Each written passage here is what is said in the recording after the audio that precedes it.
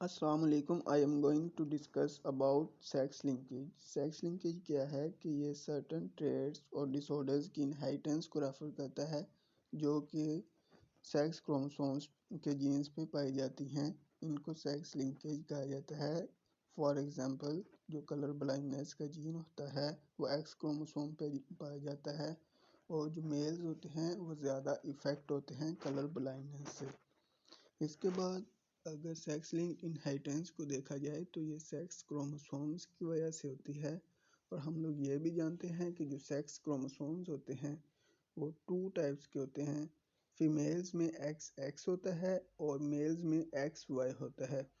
अगर इनका ह्यूमंस के अंदर जेनेटिक मेकअप देखा जाए तो 22 पेयर्स ऑटोसोम्स के होते हैं और 1 पेयर सेक्स क्रोमोसोम का होता है, यानी 22 plus 1 pair 23 pairs of chromosomes in humans. और इसकी जो डिसऑर्डर्स लाइक जो हीमोफीलिया और कलर ब्लाइंडनेस है वो सेक्स क्रोमोसोम्स की वजह से होती हैं। इसके बाद जो सेक्स क्रोमोसोम्स की जो टाइप्स हैं उनको देख लें तो एक्स लिंक्ड और वाई लिंक्ड इनहेरिटेंस है। एक्स लिंक्ड जो इनहेरिटेंस है is the trait found on x chromosome. इसकी एग्जांपल फिर हम लोग कलर ब्लाइंडनेस को ही ले लेते हैं जो कि एक्स क्रोमोसोम्स की वजह से होती है, यानी कि इसमें मेल्स ज़्यादा इफेक्ट होंगे और फीमेल्स इसमें कम इफेक्ट होती हैं। जो मेल्स होते हैं इनमें दो एक्स और वाई क्रोमोसोम्स होते हैं। अगर एक्स पहले इफेक्ट हो जाता है तो मेल्स इफेक्टेड होंगे कलर ब्लाइंडनेस के, लेकिन फीमेल्स में दो एक्स एक्स क्रोमोसोम्स होते हैं। अगर किसी फीमेल को कलर ब्लाइंडनेस होनी है तो उसके दोनों एक्स एक्स क्रोमोसोम्स इफेक्ट होंगे। इसके बाद जो इसकी दूसरी टाइप है Y linked inheritance. Y linked inheritance क्या है कि the trait is the trait found on the Y chromosome, यानी कि इसमें फीमेल्स तो इफेक्ट नहीं होती लेकिन मेल्स इसमें इफेक्ट होते हैं, यानी कि ये मेल्स में डोमिनेंट भी हो सकती है, रिसेसिव भी हो सकती है, इसे हम लोग कह सकते हैं। ये सिर्फ ओनली मेल्स में होती है। और इसके बाद इसकी जो एग्जांपल है हाइपरट्राइकोसिस, इसकी एग्जांपल है। ये मेल्स में इसीलिए होती है क्योंकि मेल्स में ही वाई क्रोमोसोम होता है, फीमेल्स में वाई क्रोमोसोम नहीं होता। इसके बाद जो इसकी पैटर्न ऑफ इनहेरिटेंस को देखा जाए तो जो रिसेसिव ट्रेट्स और डोमिनेंट ट्रेट्स इसमें आ जाती हैं। जो रिसेसिव ट्रेट हैं ये अपने आप को उस वक्त मैनिफेस्ट करती हैं जब दोनों जीन्स के एलील्स आपस में दोनों जीन्स के एलील्स की copies are impact both and males and females differently. इसके बाद जो डोमिनेंट ट्रेट है, traits that express with just one copy of the dominant allele. अगर हमारे पास जीन है उसके दो एलील्स हैं उनमें से एक ही एक्सप्रेस हो जाता है तो उसको हम लोग डोमिनेंट ट्रेट कहेंगे, यानी कि जैसे कि कलर ब्लाइंडनेस में मेल्स के साथ हो रहा है। इसके बाद जो कैरियर स्टेटस है, कैरियर में जो एक कलर ब्लाइंडनेस में है वो वाली फीमेल अफेक्टेड भी हो सकती हैं, कैरियर भी हो सकती हैं और नॉर्मल भी हो सकती हैं। अफेक्टेड उस वक्त होंगी जब एक्स और एक्स दोनों क्रोमोसोम्स इफेक्टेड होंगे, यानी कि उन पर कलर ब्लाइंडनेस का जीन होगा। और कैरियर उस वक्त होगी जब एक एक्स नॉर्मल होगा और जो दूसरा एक्स होगा उस पर कलर ब्लाइंडनेस का जीन होगा, तो इसको हम लोग कैरियर स्टेटस कहेंगे।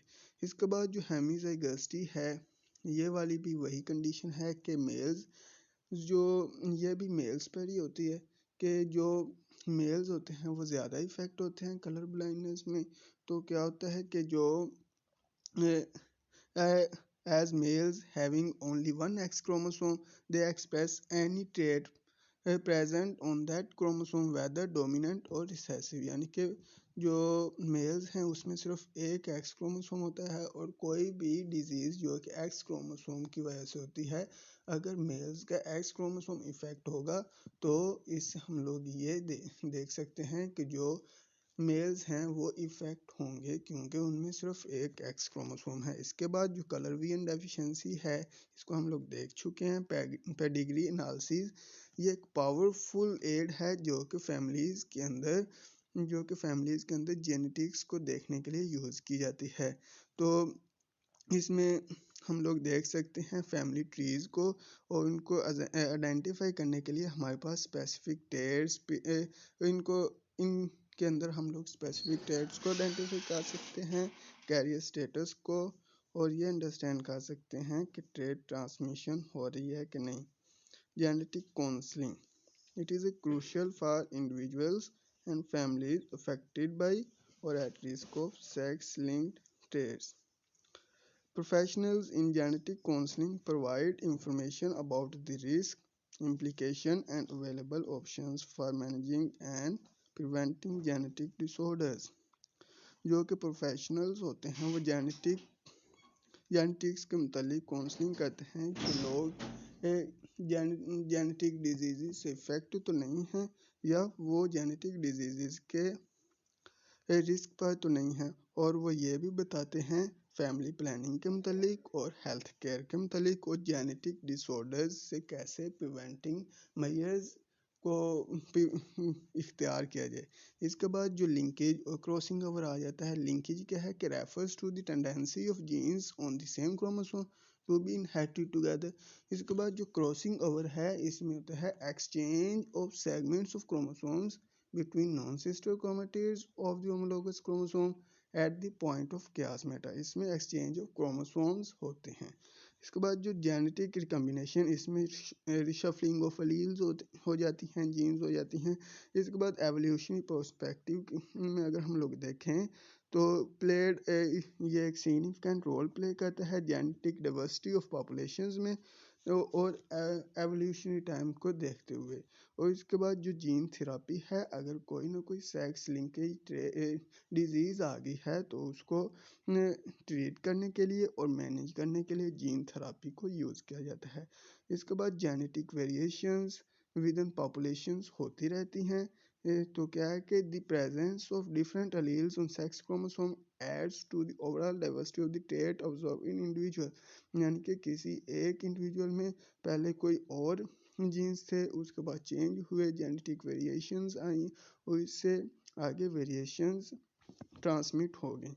इसके बाद डायग्नोसिस में भी बहुत से चैलेंजेस आते हैं, कम्प्लेक्सिटीज़ आती हैं, क्योंकि अगर किसी में कोई ना कोई जेनेटिक डिजीज़ है तो उसको आइडेंटिफाई करने के लिए हमारे पास क्लिनिकल असेसमेंट होनी चाहिए। उसके बाद जेनेटिक टेस्टिंग होनी चाहिए और पेडिग्री एनालिसिस होनी चाहिए। और उसके बाद जो इन्वायरमेंटल फैक्टर्स जो कि होते हैं वो भी इन्फ्लुएंस करते हैं जेनेटिक, वो भी इन्फ्लुएंस करते हैं कोई ना कोई कैसे चेंजेस आ रही हैं, क्या क्या हो रहा है। तो इसमें नीचे रैबिट की एग्जांपल दी गई है। एक को रियर किया गया 20 डिग्री और लेस टेम्परेचर पे, और उसमें उसकी जो फिनोटाइप है उसको ऑब्जर्व किया गया तो वो ब्लैक और वाइट था, उसकी जो आईज थी वो रेड थी। इसी तरह जब एक रैबिट को 30 डिग्री से ज़्यादा 30 डिग्री और उससे अबव टेम्परेचर पे रियर किया गया तो उसकी फिनोटाइप कुछ और थी, यानी कि उनकी जो जीनोटाइप